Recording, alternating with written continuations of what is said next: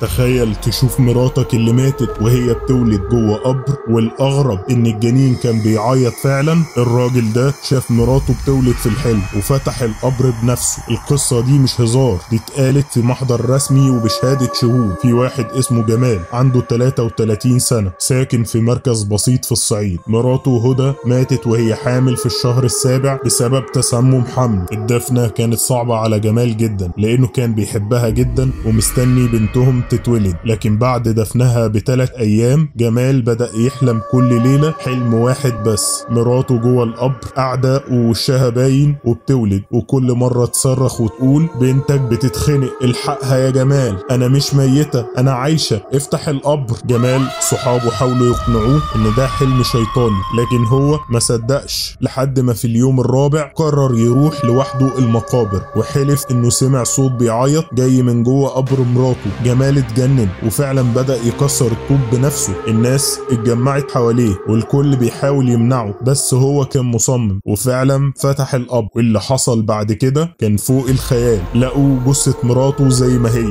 بس في دم حوالين رجلين الجثة، والكارثة في جثة تانية صغيرة، جثة بيبي، بنت لسه مولودة مربوطة بالحبل السري وماتت مخنوقة، واللي كان بيعيط فعلا هو الطفل قبل ما يموت. جمال اتجنن حرفيا، قعد يصرخ ويشد في هدومه وقال انا قتلت بنتي، انا صدقت متأخر. الطب الشرعي يأكد ان الطفل اتولد بعد الوفاة ب48 ساعة ومات بعدها بساعة، يعني هدى كانت حية فعلا جوه القبر وماتت وهي بتولد. وجمال اتحبس بعدها شهر بسبب نبش القبور لكن خرج بشهادة الطب الشرعي، بس من وقتها اختفى ومحدش شافه تاني. اكتر حاجة مرعبة في القصة دي انها حقيقية، واللي بيموت مظلوم ممكن صوته يفضل يصرخ لحد ما حد يسمعه. والارعب من كل ده انك مكمل لحد دلوقتي من غير ما تعمل لي لايك للفيديو ده وتشترك في القناة. انزل دلوقتي اعمل لايك واشترك في القناة علشان الرعب الحقيقي لسه ما بدأش،